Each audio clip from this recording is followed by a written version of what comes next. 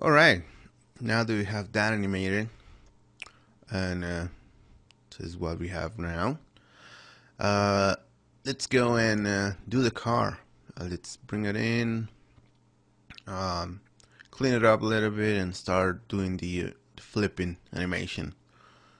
Alright, so I'm just gonna hide everything that I don't need for now. My human's gonna be there, always reminding me of scale.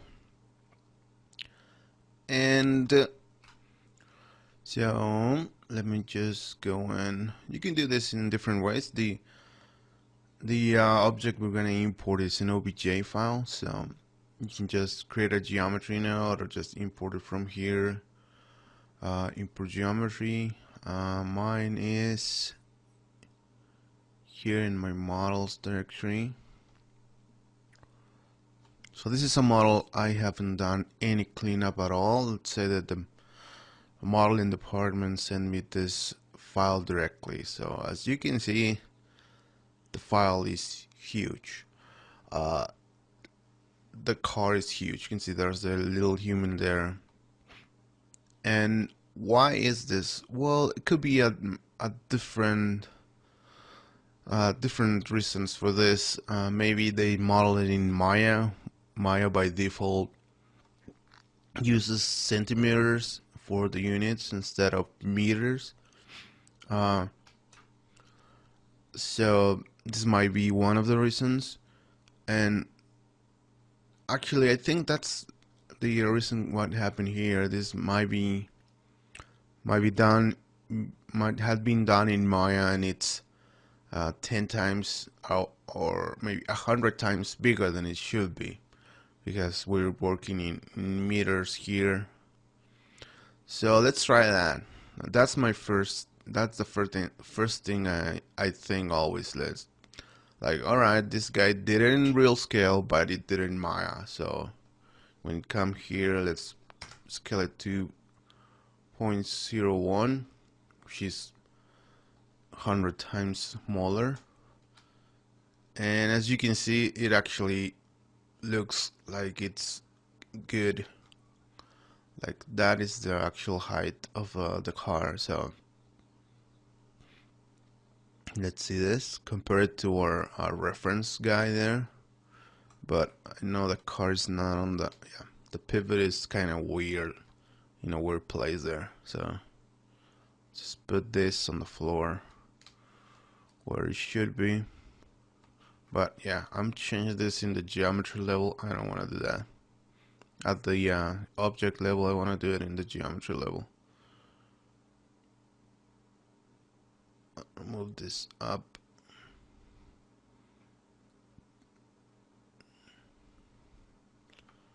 Like that. So let's compare that now. And I think that's good. Yeah. Yeah, that's good scale. So it's on scale. Just needed to a little bit of tweaking there. So let's just rename this to car. This is gonna be the high version, so let's put a high for the highest version we're gonna use.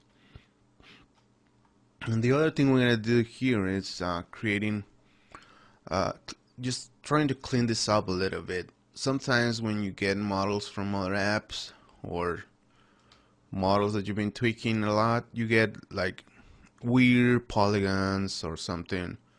So it's a good thing to go and try to clean it up a little bit. So let's just drop a clean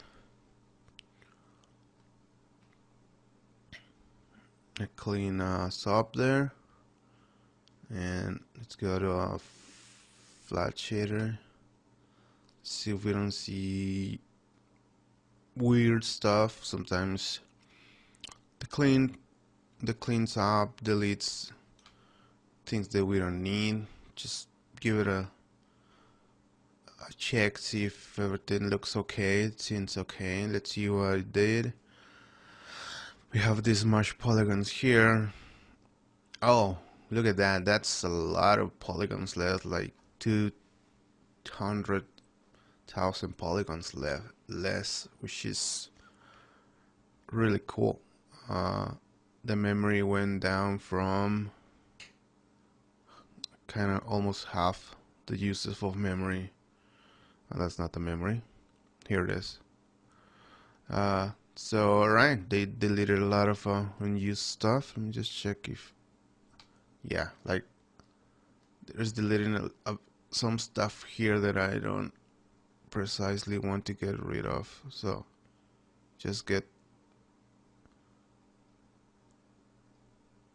closer. Sometimes it deletes stuff that you don't need. Yeah, that's actually deleting a lot of stuff here in the bevels. I think those bevels are kind of funky.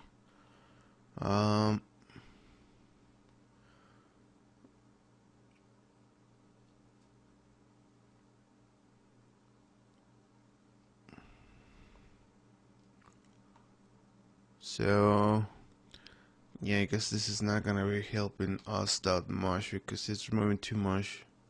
All the bevels are gone.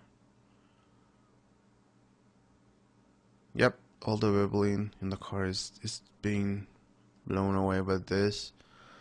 What I'm thinking is that the models actually has the bevel normals are actually maybe reversed. That's what that is happening maybe. Or they are weird.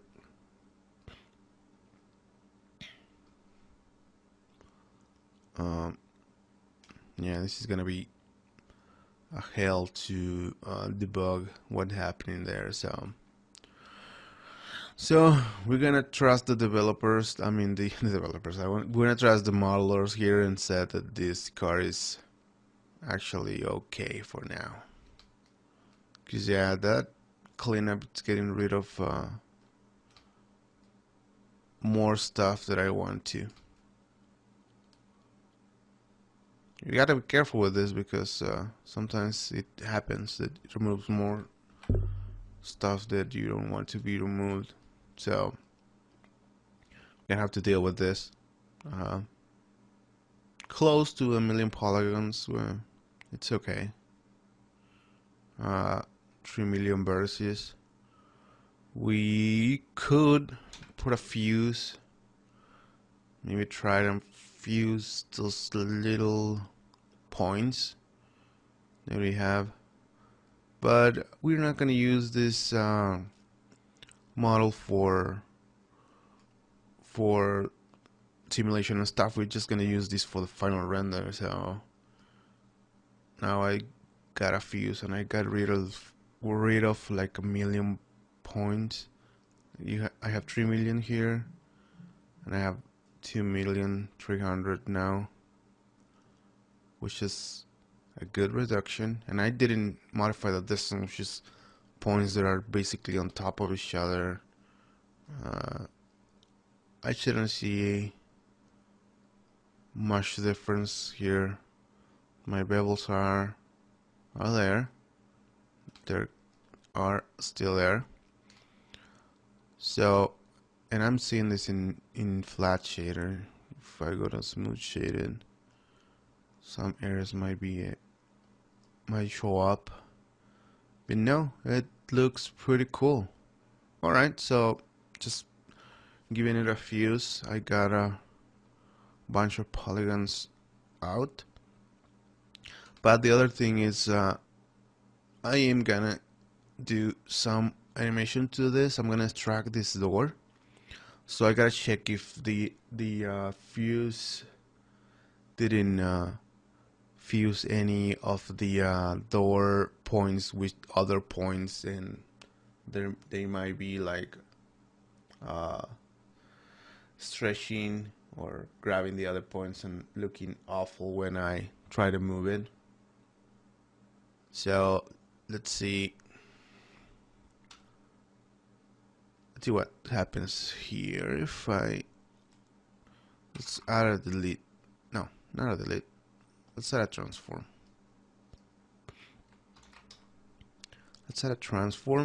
I'm gonna try to move this door.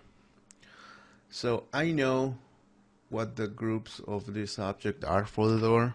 because I already did this, but you can see there's 88 primitive groups here, and it's not organized. It's just object 0, 1, blah blah blah blah blah. So the model did not create like rename this stuff like door, tire, etc. So happens sometimes. So I have these groups. They are already hunted, and I know those are the groups for the door. Because not even the door is in one piece. So there we go. Look at that. That's what I'm talking about.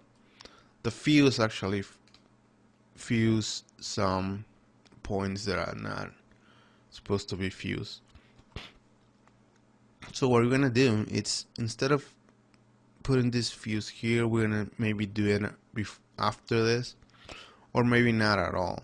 If we need it, we'll do it, but only if it's needed. So that's something you have to deal with sometimes. So now that we already did this, and I'm gonna give you the list of groups that are used for the door here. I'm gonna add a sticky groups. I'm gonna say that the door are these guys. So those are the groups used for the door. So you can just copy that, type that there, and you get door. And yeah, that's all I'm going to do for this high level geometry. What I'm going to do with this high level geometry now, it's create a low version of this that I'm going to use for simulation. I'm not going to simulate this. It's going to be like, oh my god, that'll be a hell to simulate. So I'm going to create, let's try a few things. I'm gonna create a low level cache for this. Alright, so let me tell you what happened there. I just connected this. I want to create the surface that is gonna be the low version that's gonna be used by the bullet solver, and I'm gonna try to use that tetrahedralized node to create that. So, but I connected this directly to this, and this is a huge geometry, and by default this is not creating the convex hull that I want. So it took a lot more memory before it kind of finished calculating, because remember that this is a huge geometry, so just be careful when you do that. I wasn't, be careful. So the first thing when you create this node, just if that's what you want to do and you're dealing with high geometry, just change this to convex hull first, because that's faster to calculate, and then connect your geometry. And I'm gonna show you what it's actually doing. So you can see we have this torus guy here. By default, this will just create tetrahedrons here, which is this it seems like it just divided the geometry, but it didn't. It did more than that. You can see if I clip this geometry, you can see there's geometry inside of it. So it kind of generated like volume pieces. So that is not what I want. You can see inside there's more points. It's kind of a volume. What I want is actually to create the convex hull, which is exactly what the bullet solver would do for this object anyway. But I don't want to do that. I want to do that by hand first, so I know what's happening. So now that this is a convex hull, I'm gonna connect that.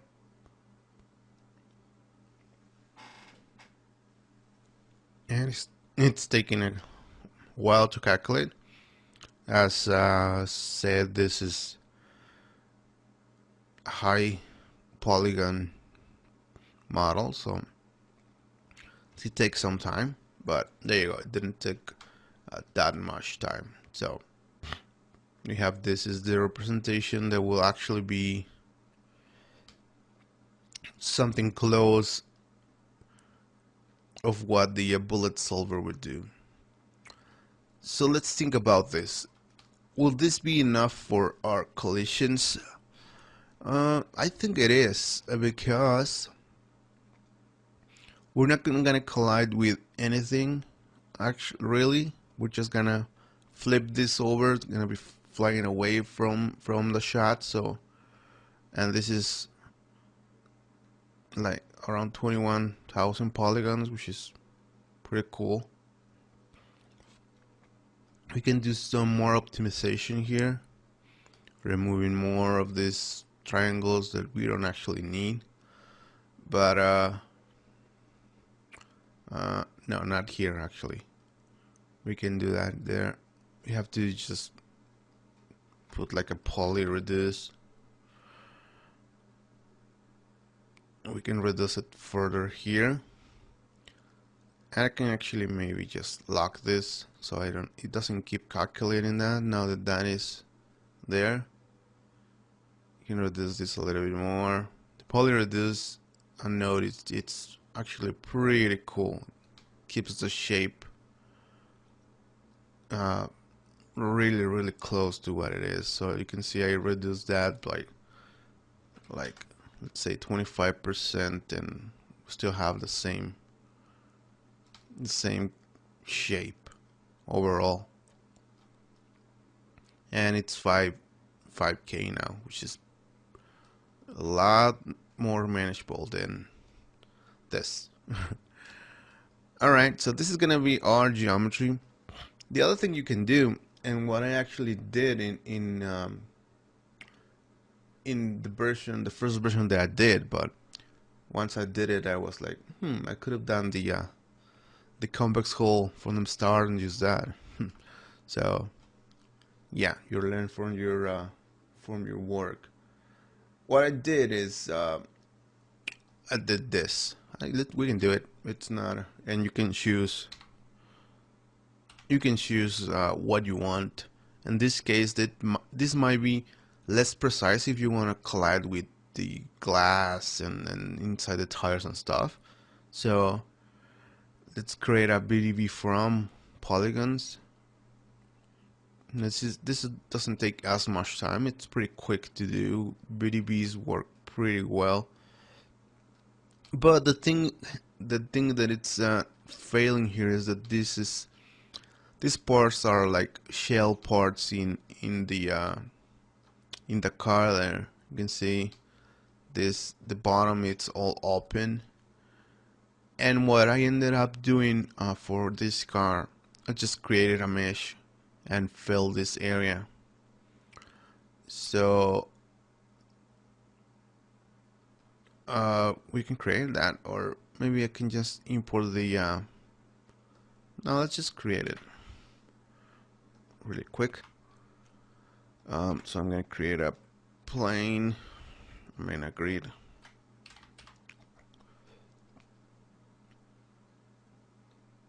And I'm gonna see this, template this, make this grid smaller. See this from the bottom. See, I can see that the car is there. I'm not gonna do this really precise, but just close enough so it let us close the bottom there. So let's go to the perspective view and raise this to where it should be, around there, where it's crossing with those parts there. I think that is good, like that. I'm gonna line it with this, guys, and then I'm gonna raise these parts. So something like that. I can control click this to see it in full shaded mode. Uh, why is there weird uh, a weird point there? I don't know. Where is that in the car? There's like a weird point in the car.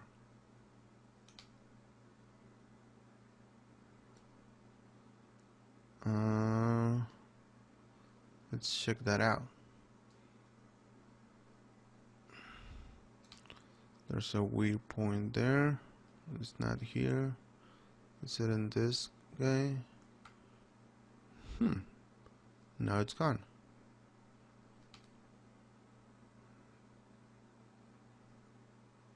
Right? Seems like that was a glitch. So let's just do this. Align this here. And this is gonna be really quick. So I don't want to see that fully because I don't want to select those points. Let me just scale these points out. I'm gonna grab maybe all of these guys here. Whoa, what happened there? Let's go to the bottom view. Let's scale these guys up. I don't have the other guys. The other side, just scale them to they intersect with the chassis here. I'm gonna move these guys here to line them with this. Then these guys up. Just being guided by these lines. It's not gonna be super precise.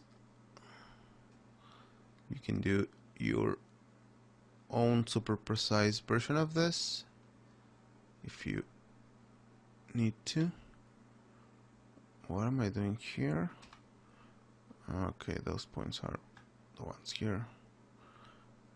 Missing the points there. Move these guys there. I'm gonna need a cut here. So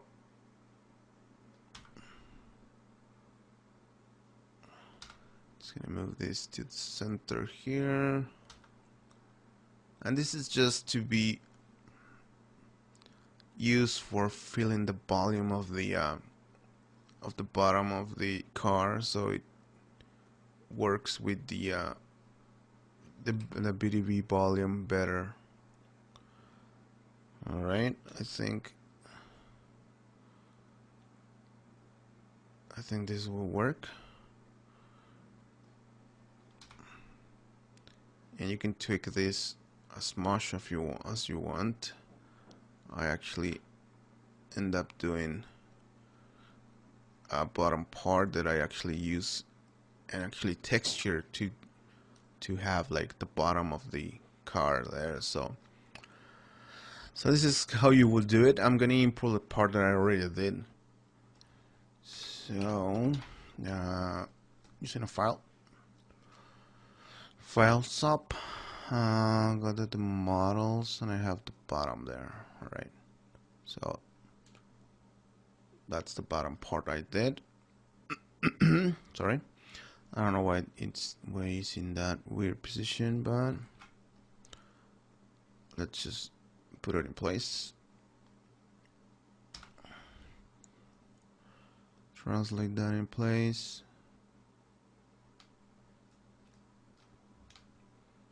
Is it flipped? Maybe. Oh no, it's okay. There we go. Alright, so that's the bottom part. So just get that, put it there, and actually modify these 2 points in the model, but it's not actually needed. So let's clean this up a little bit. Instead of having this grid that I was building here, let's just kill that. And this bottom part, I need to merge it with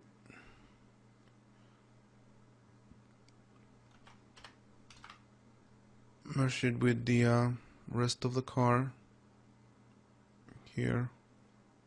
This fuse I'm gonna get out of the way. Get this from there. The polygons.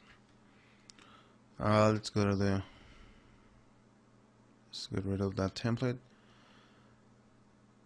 Now you can see that this is better, a better representation. Now that we have that. Yeah, this is a little bit up. Just lower this. I guess my other car was in a transform position when I exported this. So there you go. You'll need to fix this, maybe this points here so they don't go outside of the car like that. There we go. So that's the bottom part. Go to the and you can see now this is perfectly exactly what we need for our low res version of this. And now the only thing I did here is just make the voxels a little bit smaller to get a little bit more resolution. It depends on your case. If you're using a different model, you can just move this so you can get more. Like I wanted to get that mirror there, but I didn't even ended up colliding with that, so just details that if you need to, well, get them. Now let's just convert DV to convert this back to polygons, and you can see we have a very cool and low res version of this. I mean, it's pretty quick, and it's more detail actually, or more precise than this version here. This is just more blocky, but for this case both might work. So I don't like this part here that'd be just closed, but it can still work. Maybe let's just in this version put the ISO volume a little bit higher. There we go. Just conserve the volume a little bit more. Just check your original, because at 0 this kind of shrinks it too much. So I want to conserve my volume there. 1.1 might be good, and I might want the normals just to keep things precise. Yeah, because if we don't have normals, this might look dark sometimes. And I think I'm gonna stick with the with this version for the simulation, because it's pretty low. And again, what the bullet solver is gonna do, it's just the same thing we did here. If we do another tetrahedralize, changes to convex hull, it's gonna do that again. So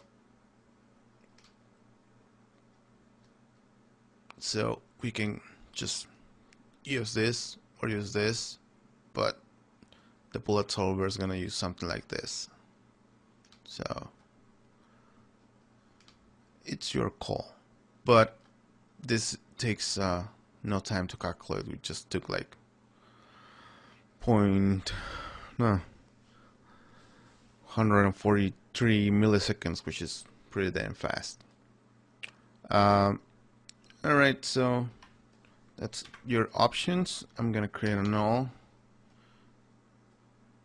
and set that this is the out low car, or car low letter.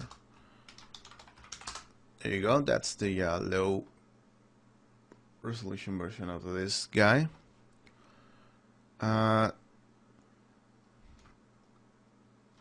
Yeah, so let's go now to just put this go and put this back into DOPS, and now start flipping these guys. So the first thing I'm going to do is just create a geometry for the car. because I don't want to have this with the other node. I'm gonna have a separate node for the low resolution car. This one's gonna be, the display flag is gonna be here, or I can create another null so I know that this is the out car high, and just see that. And I'm not gonna want to see that now, but here I want an object merge. Delete this guy, just import into this object and go to the car high and get the low version of it. There we go. And this is what we're gonna send to Dynamics. All right, so before we send it to Dynamics, let's see what the missile hits. All right, so it hits just right in the middle, so that's what we want. So let's hide the missile, and what we're gonna do is just take this guy, just save the low resolution version, create a ground plane, which is gonna create our DOP network, and we're gonna call this car DOP, not cop, DOP car flip. So we know what it's happening here. I like to color these guys blue, so I can find them really quick. And I don't like that blue because I don't see if the flag is on or not. Alright, I'm also gonna color these guys a light blue, so I know these guys are simulation objects. This is not a simulation object yet, so click that, make an RBD object, and for now it's just nothing's happening. But if we go back here, we have a car, we have a ground plane. What we're gonna do here to flip this guy is we're gonna use a magnet force, and to use the magnet force we need a metable or a few metables if you want to use a few hit points. So let's go and create a sub network, a sub geometry, which is going to contain our metables, and I'm going to go inside there and create a metable, and I'm going to put it where the missile's going to hit, and maybe where the missile's going to hit, but move it a little bit towards the center so we can flip the car like this. Oh, sorry, that is not what I want to do. Now I can annotate now like this, right? My shortcut keys just got a little bit weird. All right, so let's move it a little bit in the X direction there, just a little bit. Let's say 0.2. Maybe make it a little bit bigger, and that's gonna be our metable. So now let's create a magnet force here. Maybe we create before the yeah, magnet force before the gravity, and connect that into the magnet force. It's going to be the source of the magnet force. So the magnet force attracts or expel something that's close to it, or objects. So it's supposed to be an attracting force, but you can negate the force and you will launch objects or have like a point that is emitting force in all directions. So that's what I want. So the thing I want to do here is just go. Where is my guide? I'm not seeing my guide. There's no guide here. That's weird. Yes, I am in correct place. So, oh, alright. So I forgot to uncheck this use an external sub because it's trying to use the external pad, but I want to use what it's inside there. So there's my sphere, and you can see it's not in the place that I wanted. I wanted more here on the side of the car actually. But let's try and see what it does right now, which is actually nothing because the force is too small, and it's actually in the positive direction, which is actually attracting towards the metal ball. What we want is to expand outward, and it's not doing anything at all. So let's hide this guide so it doesn't show us big there. We're just seeing the geometry. Maybe we need more force. Let's put like 5,000, and nothing happens. So yeah, sometimes you need a huge force to move something. Sometimes you need a little bit of force, so it's just a matter of experimenting. I saw that it kind of moved a little bit there, so let's try this. So there we go. You can see it's hopping now. So you can see what's happening. That's the point here. We just emitted a force, and we launch the car a little bit up, which it looks super silly right now, but we're gonna make some tweaks to make it look better.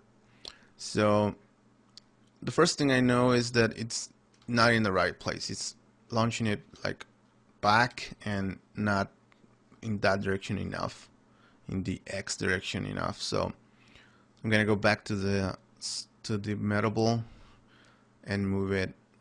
I can, if I want to see this, I'm just lock this. I'm just gonna lock this view, go here, move the metal ball in context, like, and I can see where that thing is.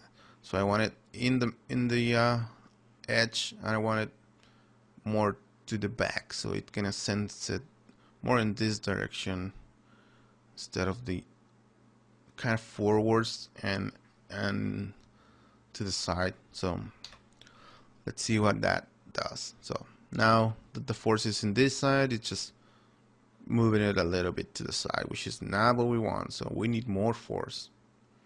So I think I ended up using a lot of force, like 7 million something of force, which is alright. That's looking better. Look at that, it's moving, it's going to the side, but of course it still looks pretty damn silly, right?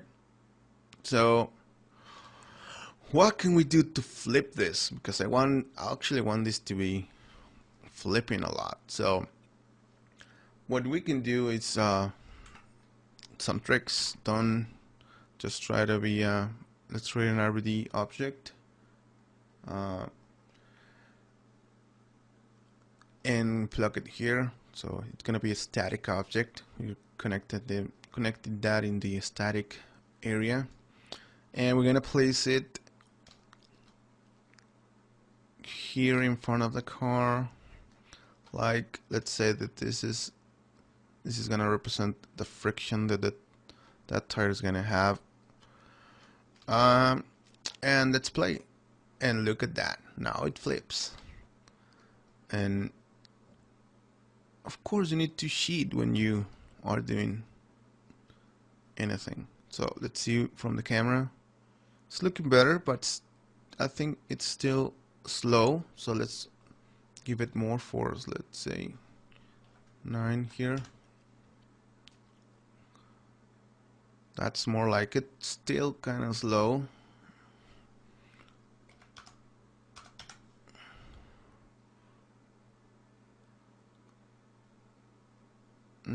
not fast enough. This is an explosion, so it should be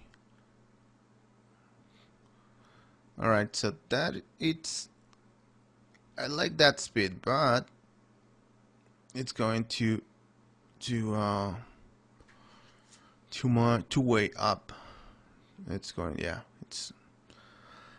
I don't want it to go that high, so let's just try and move this sphere again. Move it a little bit away from the center again, just a tad. See what that does. All right, let's get in there. Move it a little bit more. I like that.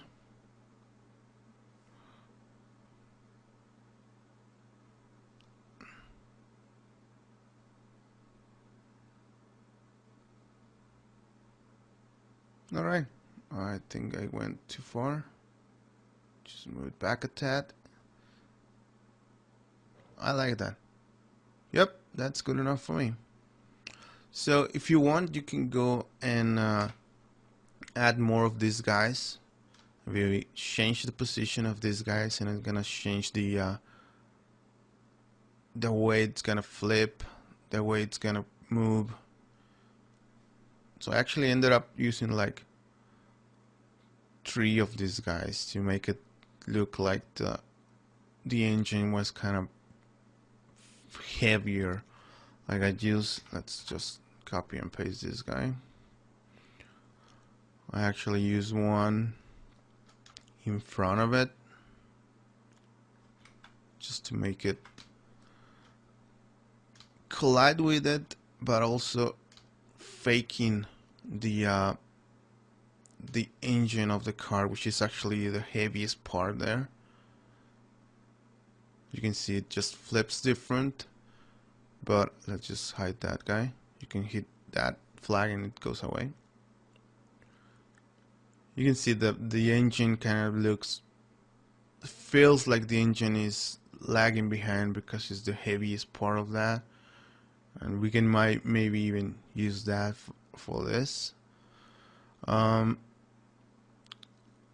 don't like that it's flipping too much to the side, so maybe let's get this to something like this. I want to keep it in the direction it was going.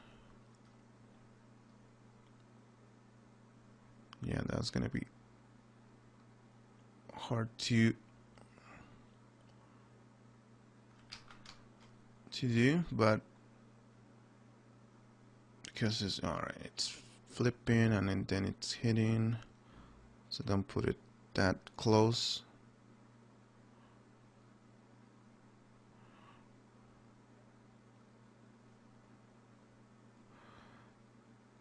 Alright, I like that.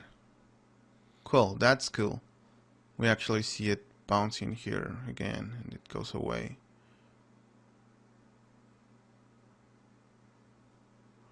Maybe we can even add a little bit more force.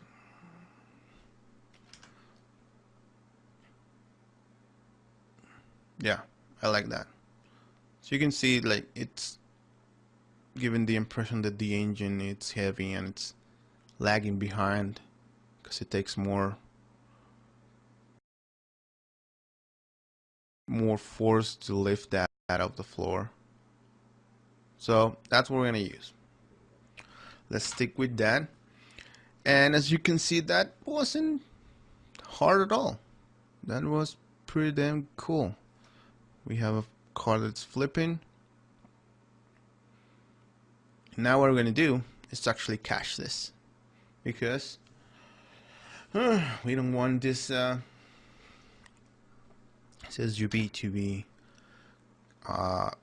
calculating all the time. So what we're gonna do here is work with the low-res version now, and then we're gonna use this same sim for the high version later, which is just like copying these guys into the high version, which is here. It's gonna be our high version. Use this there, and you can see that's all I need to just animate the oh, I'm locked into this part. When I see the high version, of course it's gonna take longer because there's more polygons, but you can see we already have that simulation going for the high resolution car. So we're gonna stop here, and then we're gonna do the door in the next chapter and just cache that all together so we have the final SUV animation done. Alright, so let's animate that door. So let's go to the high geometry car, and you might be thinking, why didn't I animate the door before I did the simulation?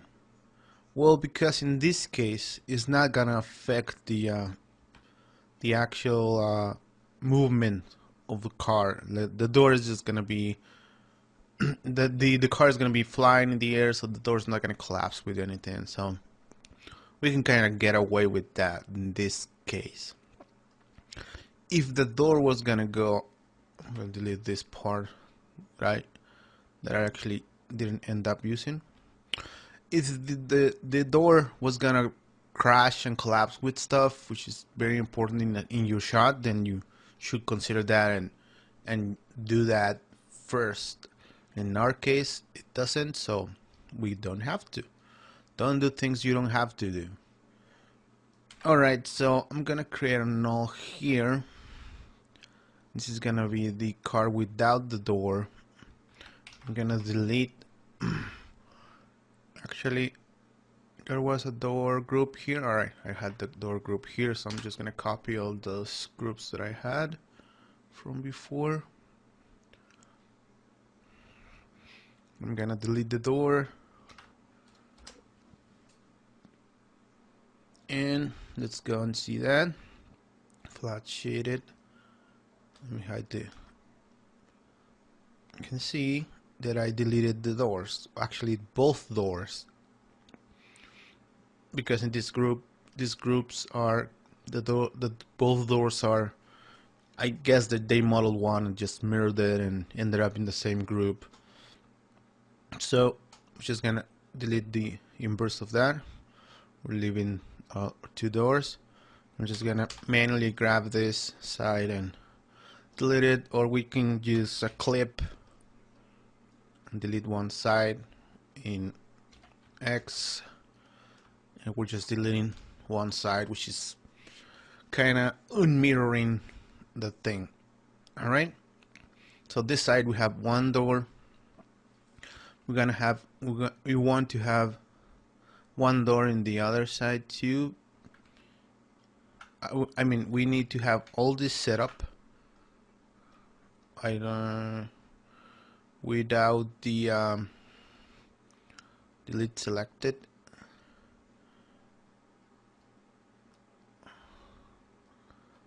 Like this. No, I don't need the clip here. I don't need half a car. I need the whole car. There we go. The whole car, but I'm missing a door here. So what I'm gonna do here is put another clip in the other direction, or change the primitives from above the plane to primitive below the plane, so it keeps the other side. Then I'm gonna merge this two guys, so I have a car with one side closed with the door on that side and no door here. So when I merge these guys again, I have just one door here and I have the rest of it here. So there we go. Let me just put these guys, unconnect them for now, and there we go. We have that. We have the same thing that we had before, starting here, but now we can control the doors separately because we can create a transform here and we can animate the door. like that. Of course the pivot is in the wrong place, but we can move it, right? So let's do that. Let's move the pivot of the transform, and you can press insert to move it, just like Maya. Houdini uses that shortcut too. I'm gonna move it up. It's not really necessary to move it up, but I like to keep it relative to where it's gonna be happening. And this takes some time because there's a lot of polygons to process. I wish that this changes were a little bit faster sometimes, because I don't really see the need to for this to be so slow. Alright, I think that's about in the right place, but press insert again to get out of there. I pressed alright. So let's rotate the door, see how that's looking. You can see the door is going through the metal a little bit, which I'm not really concerned because well, it's gonna be exploding and it's gonna be moving really fast, and the motion blur is gonna cover that, so we can get away with motion blur. Maybe move it in the C direction a little bit, so if that does bother you a lot, so you can move it a little bit. Now it's kind of getting more into how it should work. Maybe move it a little bit more in X.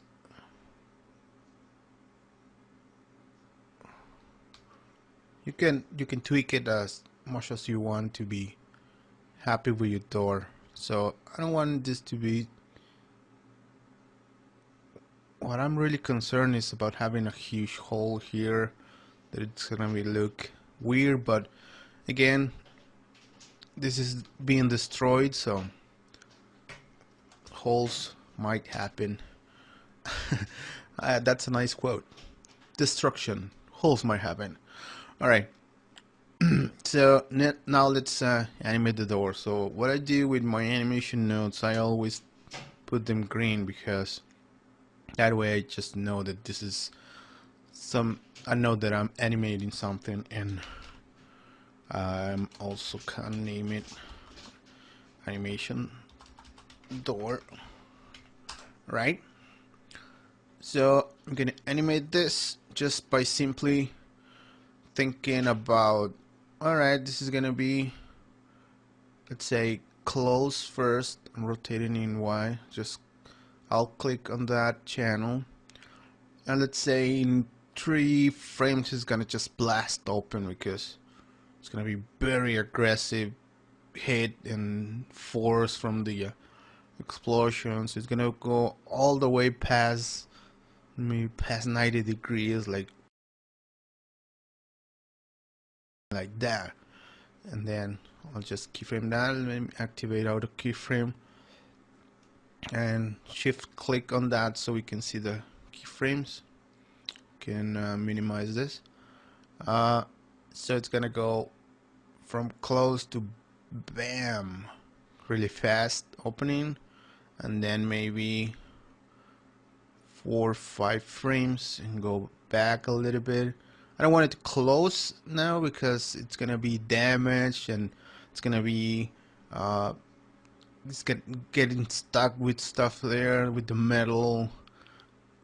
So I'm just gonna have it like open aggressively and then just kind of flap while it's rolling. So think about this is gonna be happening all while the car is rolling in the air or flipping in the air. So I'm just gonna move the door back and forth a little bit, maybe not all the way there. That's 86 degrees, maybe 75. I don't want to go as much as the initial impact, and I don't want to have like relatively evenly spaced keyframe, so that opens, that closes it, that's open, that's more closed. I can close this a little bit more there. Then at 14 it opens, at 24 it just closes back again. This is just to your taste or your director taste, so or you can make a flip book of this thing, flipping and seeing, alright, this frame is doing this, I'm gonna have the door do that.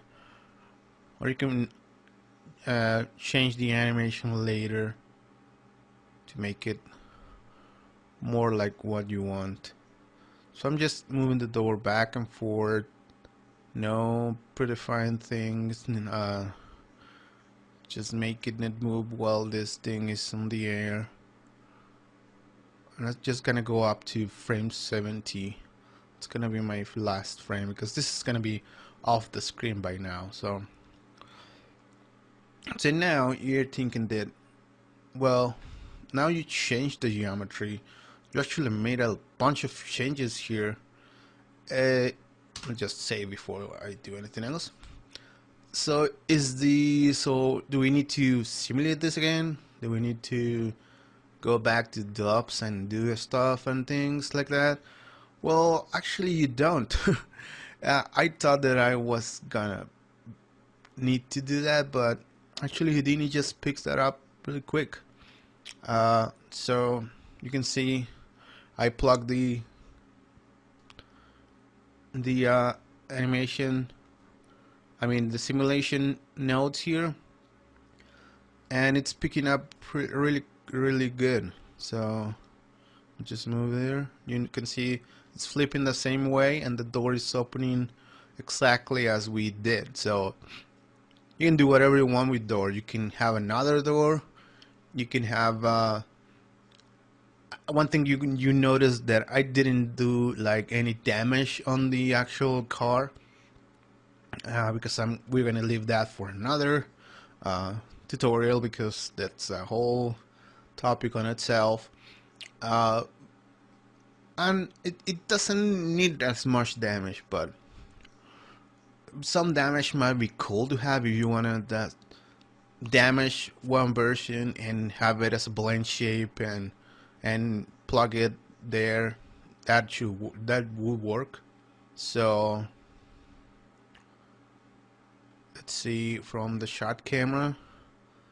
So there you go. The door, it's animating as we expected. The flip motion is the same motion that we had before. We can even check with the low resolution one that we have. Just go, it's just slow, because you can see there's the low resolution one, there's the high resolution one. They're working perfectly, and you can see this is really slow. That's why we did the the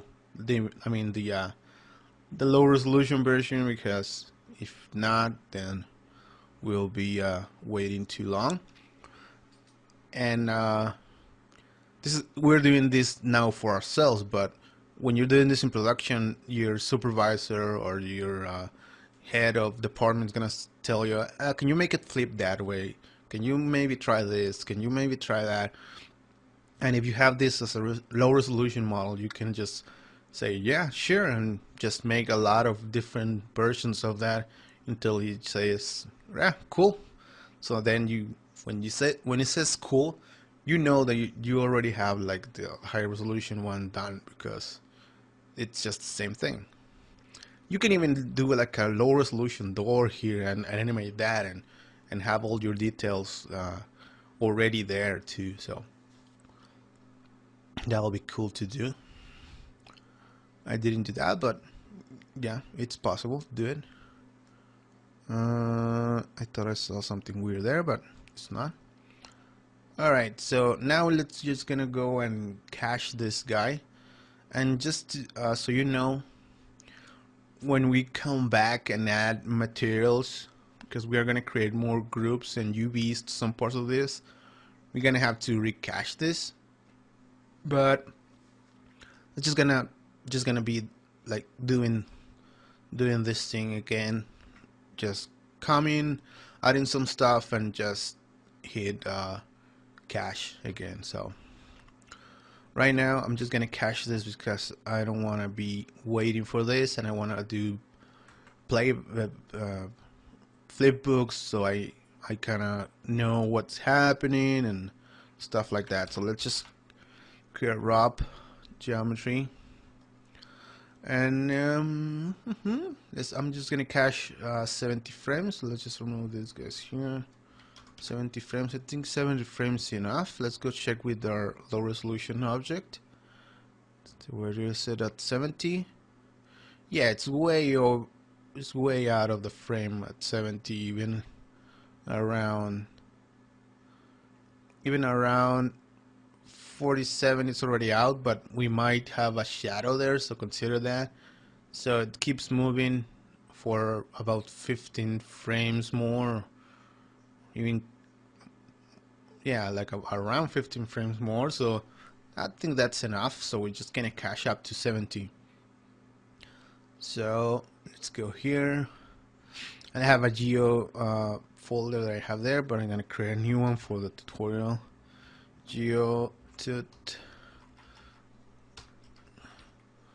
geos, and I'm gonna create a folder. What happened there? I clicked here. I'm gonna create a folder for the car sim. I'm gonna name this one car sim. You can see I'm not sure what to use, if a Y or a simple I there. I always change it to be geo. That's really weird.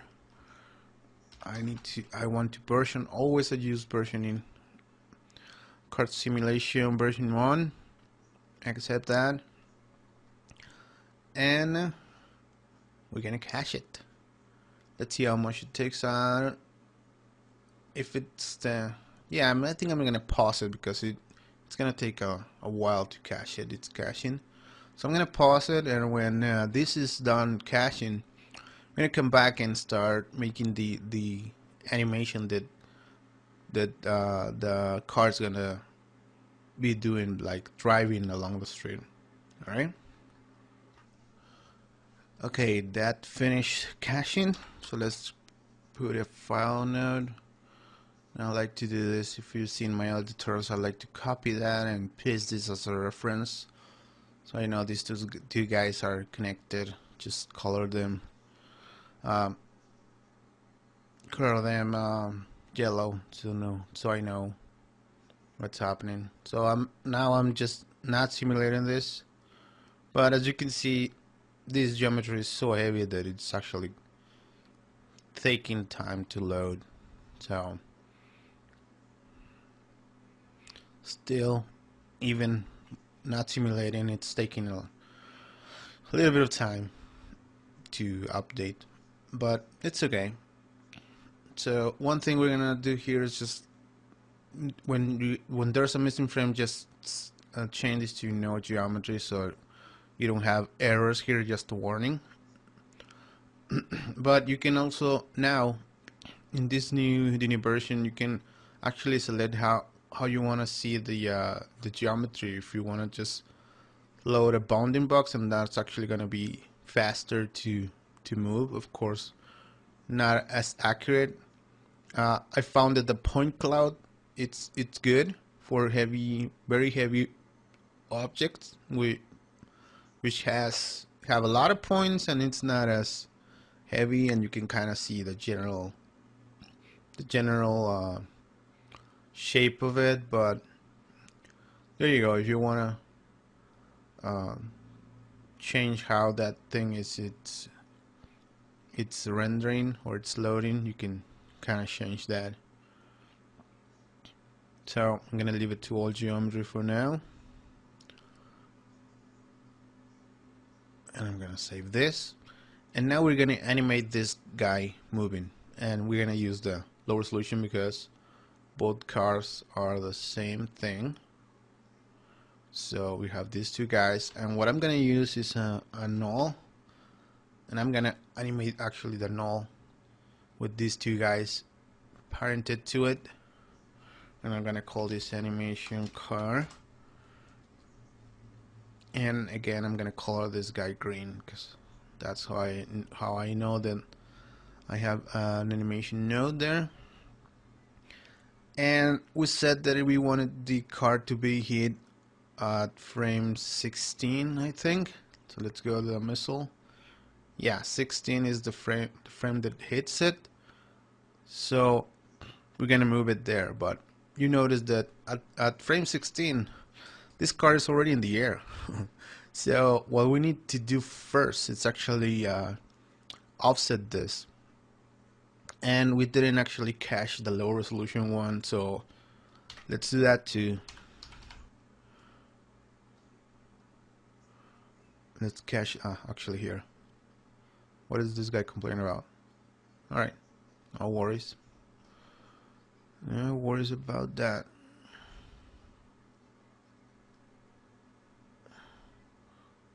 Okay, there it is. So we're gonna actually cache this too up to frame 70, and this is gonna be in the geometry car simulation.